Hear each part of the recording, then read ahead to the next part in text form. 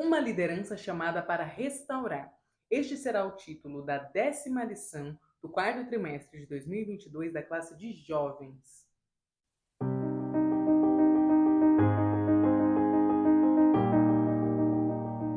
A paz do Senhor, querido aluno e professor da Escola Bíblica Dominical. Eu sou a irmã Damaris, sou professora da EBD, na congregação em que sirvo ao Senhor aqui na Assembleia de Deus em Curitiba. E hoje eu estou aqui para que nós possamos meditar juntos na lição de número 10. Estamos quase finalizando a nossa revista, falando sobre liderança, e hoje nós falaremos sobre a liderança do profeta Ezequiel. Ele estará no centro, do nosso ensino, do nosso aprendizado de hoje. Então, o nosso título diz que uma liderança chamada para restaurar. E aqui nós aprenderemos um pouquinho sobre a necessidade do líder entender se o momento em que ele está liderando, que ele está vivendo, cumprindo a função de líder, não é um momento em que seja necessária uma restauração moral, espiritual e social. É sobre isso que nós estudaremos hoje. Então eu já peço que, por favor, você que está chegando aqui, deixe o seu like, inscreva-se no canal, deixe o seu comentário se você tiver uma dúvida ou sugestão e seja muito bem-vindo caso seja a primeira vez que você está aqui neste canal. Continuando, o texto principal da nossa lição está lá em Ezequiel, capítulo 37, versículo 10, e nos diz assim: E profetizei, como ele me deu ordem, então o Espírito entrou neles, e viveram e se puseram em pé, um exército grande em extremo. E o resumo da nossa lição, como já diz o próprio nome, ele resume muito bem o que nós falaremos hoje. Então ele nos diz assim, que Deus continua usando líderes que estejam comprometidos com ele para a restauração do seu povo. Então eu chamo a atenção dos irmãos para continua, Deus continua. A ideia, da palavra continua está aqui justamente para fazer uma ponte, para nos mostrar que assim como Deus usou o profeta Ezequiel, ele continua usando líderes hoje. E se ele usou o profeta Ezequiel porque ele estava comprometido com ele, ele também nos usa quando nós estamos comprometidos com ele, para ter o objetivo final de restaurar o povo que pertence a ele. Olha só que lição profética importante que nós teremos neste domingo. Como objetivos da lição, nós temos 3. Então, primeiro, explicar a visão do Vale de Ossos Secos. Segundo, mostrar o caminho da restauração. E terceiro, saber que existe uma chamada para a restauração. O texto bíblico está lá em Ezequiel, no capítulo 37, versículos 1 ao 14. E estes textos, eles são fundamentais para o entendimento do contexto histórico dessa lição, para que os nossos jovens possam entender do que se trata o capítulo 37 de Ezequiel. É muito necessário fazer essa leitura, principalmente para que eles possam entender, visualizar bem o que nós estamos falando nesta aula. Aqui na nossa orientação pedagógica, nós temos este quadro que fala sobre a vida do profeta Ezequiel. Então, seria muito útil que você, professor, mostrasse ele aos seus alunos. Eu acho que não tem na lição de alunos, Essa aqui é uma lição de professor, que eu acredito que o professor também tenha um exemplar desta lição. Então, você pode mostrar aos seus alunos, talvez tirar uma foto e mandar no grupo do WhatsApp, enfim, encontrar uma forma de mostrar a eles, porque aqui é muito importante nós percebermos o que aconteceu com Ezequiel. Então, aqui nós vemos que, primeiro, quando o rei Joaquim negociou a rendição do reino do sul, porque Israel havia sido dividido após a morte de Salomão, no reino de Roboão, o filho de Salomão, o reino foi dividido. Então, Roboão ficou com o reino do sul, que foi chamado de Judá, enquanto o reino do norte foi para Jeroboão, e ficou as outras 10 tribos. Então, o reino do norte foi para o cativeiro assírico primeiro do que o reino do sul para o cativeiro babilônico. Mas quando aconteceu esta negociação e o rei Joaquim se rendeu, milhares de jovens foram levados para o cativeiro babilônico, dentre eles Ezequiel. E neste período, Ezequiel estava se preparando para a função de sacerdote, para exercer o sacerdócio. E é por isso que nós vemos aqui neste quadro a primeira informação de que Ezequiel foi treinado para ser um sacerdote e foi chamado por Deus para ser um profeta. Segundo, ele recebeu visões vívidas e as transmitiu, transmitiu mensagens poderosas ao povo que estava no cativeiro. Terceiro ponto, ele serviu como mensageiro de Deus durante o exílio de Israel na Babilônia. Quarto ponto, ele tornou-se um homem firme e corajoso, atingindo com sua mensagem as pessoas mais rebeldes. É importante nós sabermos quem foi Ezequiel. Quando nós falamos dos... Opa! Ó, tá passando um caminhão bem agora que eu tô gravando. Passou. Quando nós falamos de profetas ministrando no exílio babilônico, muitas vezes há uma confusão sobre quando os profetas ministraram, por conta da Bíblia não estar neste período em ordem cronológica, né? Para quem os profetas ministraram e pregaram, profetizaram, e qual foi o período. Então, muitas vezes as pessoas não entendem para quem Ezequiel estava ministrando e se essa visão do Vale de Ossos Secos era uma visão literal ou era uma parábola, uma espécie, né, de parábola ali que o Senhor estava apresentando a ele. Então é muito importante que primeiro nós traçamos um conceito de quem foi Ezequiel, para que os nossos alunos possam começar a aula entendendo quem foi o profeta Ezequiel, em que período ele viveu e para quem ele profetizou. Quando nós respondemos essas perguntas, fica muito mais clara a explicação e o entendimento da aula. Amém? Então vamos lá para a nossa introdução. Ela vai nos falar que hoje nós estudaremos sobre o profeta Ezequiel e que um líder deve reconhecer a necessidade do período, né, de uma restauração moral, social e espiritual. Aqui no ponto 1, nós temos a visão do Vale de Ossos Secos. Então o primeiro tópico vai nos ensinar como compreender esta visão. Então, o que nós temos que entender é que a explicação que Deus dá ao profeta Ezequiel a respeito da visão de um vale de ossos secos indica que se tratava de uma espécie de parábola. Era uma ilustração que Deus estava fazendo a ele, que Deus estava retratando do que ele havia prometido, né, no capítulo anterior. Lá no capítulo 36 de Ezequiel, o Senhor promete que haverá uma restauração do povo de Israel. Então, esta visão do capítulo 37 é como se fosse a ilustração do que o Senhor havia prometido no capítulo 36 de Ezequiel. Inclusive, fica muito clara esta explicação e este entendimento quando nós lemos aqui o primeiro capítulo de Ezequiel 37, porque nos diz assim, Ezequiel falando, veio sobre mim a mão do Senhor, e o Senhor me levou em espírito, e me levou, né, e me pôs no meio de um vale que estava cheio de ossos. Por que nós sabemos que o Senhor levou ele em espírito? Porque ele estava cativo na Babilônia. E quando nós vemos a lição, o texto bíblico, fica claro de que a visão deste vale de ossos secos não era na Babilônia. Então o Senhor levou Ezequiel em espírito para que ele tivesse esta visão do vale de ossos secos. Continuando, nós vemos aqui, no ponto 2, a mensagem da visão. Os ossos secos representavam os judeus no cativeiro, porque eles estavam separados e mortos. Inclusive aqui no subsídio 1, fala que Ezequiel sentia que quando ele pregava, quando ele profetizava aos seus irmãos exilados ali na Babilônia, ele sentia que era como se eles estivessem mortos, porque raramente eles respondiam à profecia que eles estavam entregando. Então veja que quando o Senhor leva Ezequiel e mostra a ele que o povo de Israel estava como num vale de ossos secos, isso vem muito a calhar com o momento em que Ezequiel estava profetizando.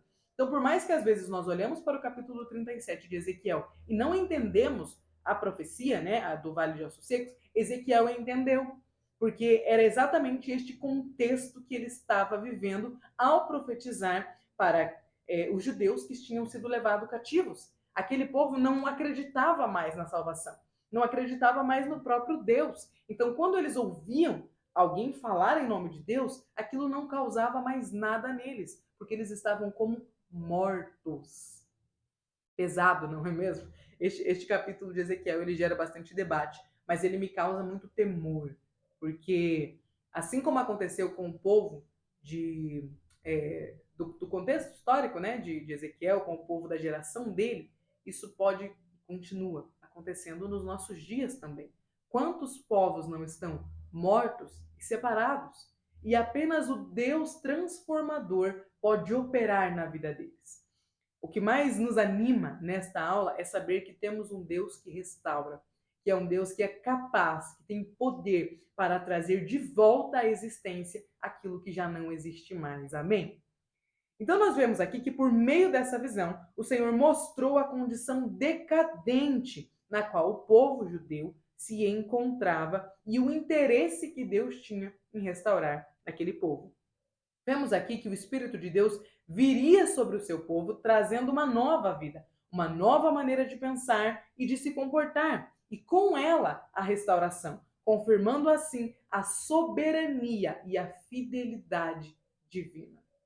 Aqui no ponto 3, nós vemos as lições que são deixadas à liderança por meio desta profecia. Porque como nós estamos falando sobre liderança, o intuito desta aula é nós compreendermos qual é a mensagem para a liderança, que este capítulo nos retrata. Então nós vemos aqui que faziam parte do governo de Israel o rei, o sacerdote e o profeta.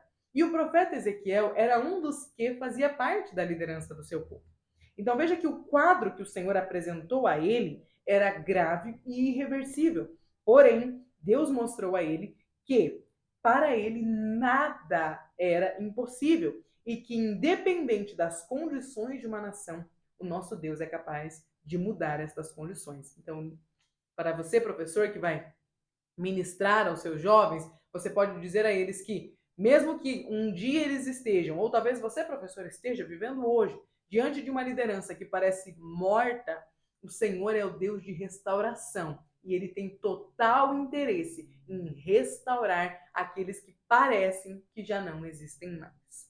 Então, continuando, nós vemos aqui que há muitas lições importantes para a liderança no livro de Ezequiel, mas uma delas é que nós precisamos manter a nossa confiança em Deus. A maior lição ensinada no capítulo 37 de Ezequiel e também no restante do livro é que nós precisamos manter a nossa confiança em Deus. Eu sei que parece óbvio falar que a nossa confiança tem que estar em Deus, mas é que na hora que nós realmente precisamos provar onde está a nossa liderança, nós temos dificuldade, né? A nossa liderança, não, a nossa confiança, nós temos dificuldade de colocá-la realmente em Deus. Quantos de nós não falamos ao Senhor que Ele é bem-vindo para comandar as nossas vidas, mas quando o Senhor chega para dirigir o barco das nossas vidas, para remar a nossa vida, nós falamos, Senhor, você pode sentar aqui atrás, ficando passageiro? É porque eu acho que eu vou remar aqui na minha vida, eu acho que eu vou fazer o que eu quero, eu acho que eu vou estudar o que eu quiser, trabalhar no que eu quiser, fazer da forma que eu achar melhor. Então, parece muito fácil dizer que a nossa liderança e a nossa confiança deve estar em Deus, mas na hora de exercitar esta confiança plena em Deus, aí nós encontramos dificuldade. Continuando aqui no ponto 2, o caminho da restauração. Veja que aqui no tópico 1 diz, do ponto 2, que reconhecer a necessidade da restauração, né, é um ponto importante. Então veja aqui, Deus conduziu o profeta Ezequiel a um vale de ossos secos e fez que ele ficasse ciente da real condição de Israel. Porque depois ele teria noção do tamanho do milagre, quando o Senhor restaurasse a nação de Israel. Então o Senhor mostra a ele um vale de ossos secos para que ele pudesse compreender o tamanho do milagre que seria trazer à existência aquele povo novamente. Como parte da liderança do seu povo, o profeta precisava conhecer a real situação dos israelitas. Então, sempre que nós vemos o Senhor usando profetas e levantando profetas, nós vemos que estes homens tinham completa noção do que estava acontecendo com aquele povo. Oséias, por exemplo, quando o Senhor manda que ele case com Gomer, veja que o que o Senhor estava mostrando a ele era a real situação do povo de Israel.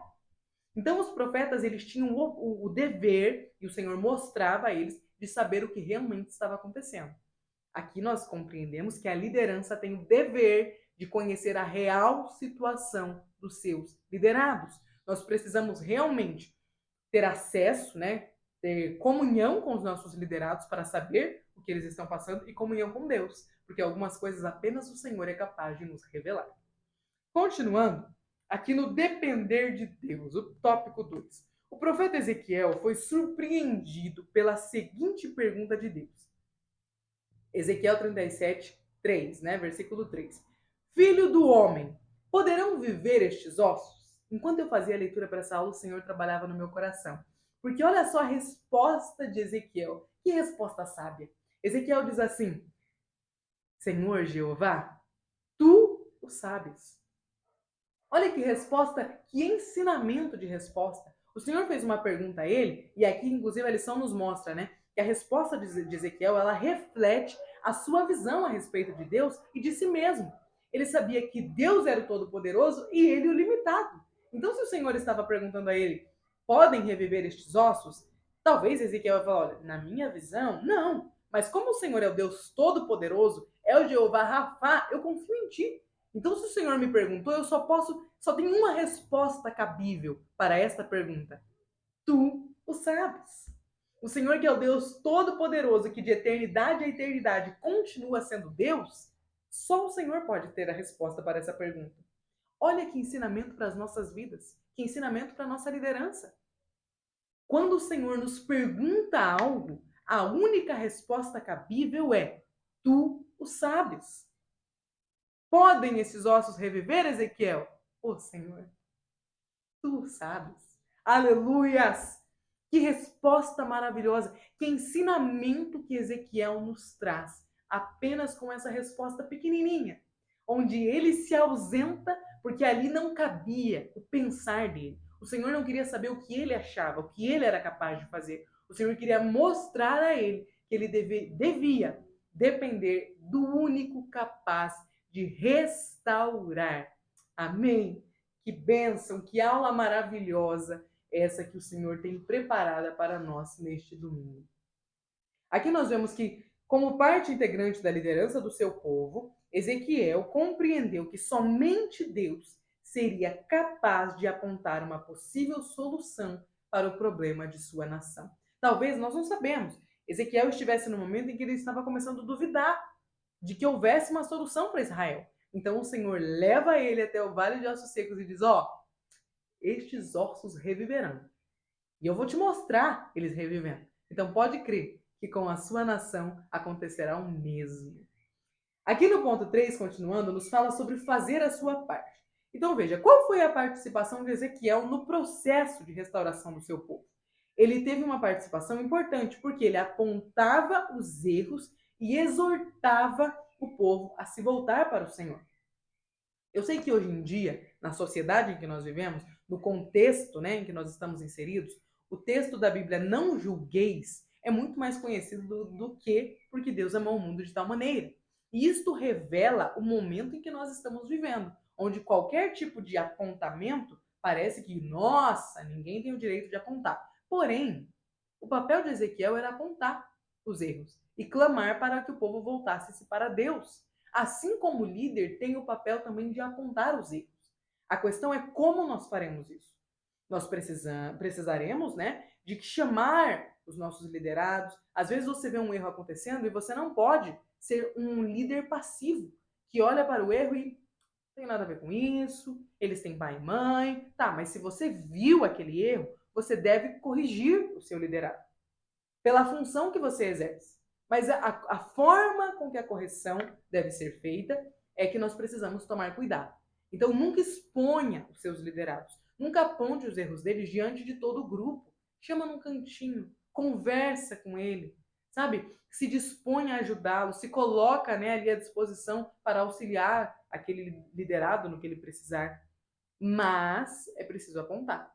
É necessário. O Senhor vai restaurar? Vai. Mas a nação precisa ter consciência de que precisa de restauração. Como que uma nação vai ter consciência de que precisa de restauração se ninguém apontar a necessidade dessa restauração? Então veja que Ezequiel profetizou, ou seja, ele falou tudo que o Senhor havia lhe ordenado. Será que nós estamos, enquanto líderes, enquanto professores, falando tudo que o Senhor tem nos ordenado? Esta é a nossa parte, é o que nos cabe para fazer no processo de restauração. Então, nós não podemos lavar as nossas mãos diante do pecado, diante da demonstração de falta de fé. É necessário que nós estejamos aptos para apontar os erros, as falhas e lembrar as pessoas de que nós não estamos apontando para a nossa glória, mas nós estamos apontando com um intuito de que aquela pessoa se volte para Deus e tenha consciência das suas falhas. No ponto 3, nos fala sobre uma chamada para a restauração. E aqui diz assim, uma geração a ser restaurada. A geração atual tem sido denominada, de pós-moderna. E ela é uma geração em que os crentes não acreditam mais em verdades absolutas. Então, essa geração está sendo dominada pelo relativismo ético e moral e por uma busca incessante por prazer. Esse tipo de comportamento tem dominado a nossa geração, a ponto de que hoje o divórcio foi relativizado, o namoro foi transformado em um casamento, né? A castidade tem sido questionada, a veracidade da Bíblia tem sido questionada debaixo dos nossos narizes.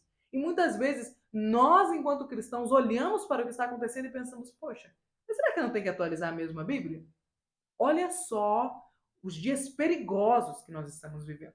Numa sociedade como essa, é óbvio que nós estamos diante da necessidade de uma restauração. Nós estamos sendo chamados por Deus para a restauração. A liderança da igreja atual tem a necessidade, tem o dever de convocar para a restauração os seus liderados. Nós não podemos lavar as mãos diante do que está acontecendo nos nossos dias. Nós não podemos achar que é normal a relativização de tudo que é imoral. É necessário que nós nos voltemos para a palavra de Deus e observemos, né, conforme o Senhor nos instrui e entendamos que nós estamos sendo chamados para a restauração. Por mais que às vezes nós olhamos para o lado nos nossos dias e pensamos: agora não tem mais jeito, nós servimos a um Deus que é o Deus Todo-Poderoso, restaurador. E assim como ele levou Ezequiel diante de um vale de ossos secos e mostrou a ele que ele os traria de volta à vida, ele nos leva diante de um vale de ossos secos e diz: faz a tua parte e confia em mim. Então a nossa parte é apontar o que está errado e crer que o Senhor operará um milagre. E para encerrar, nós temos...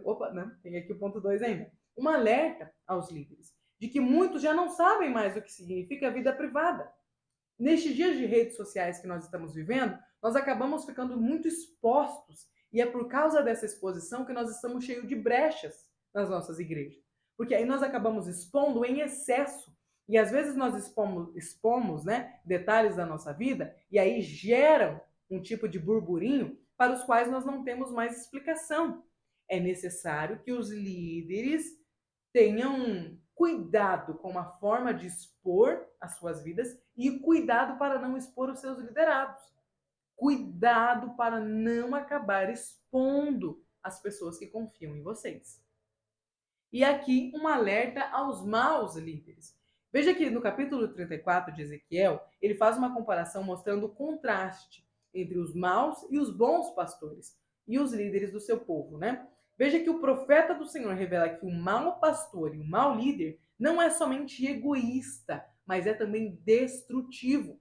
Infelizmente, muitos líderes, muitos pastores estão destruindo vidas, porque estão ensinando falsas doutrinas e falsas ideias, que são contrárias às escrituras sagradas. Aqui é um ponto muito sério.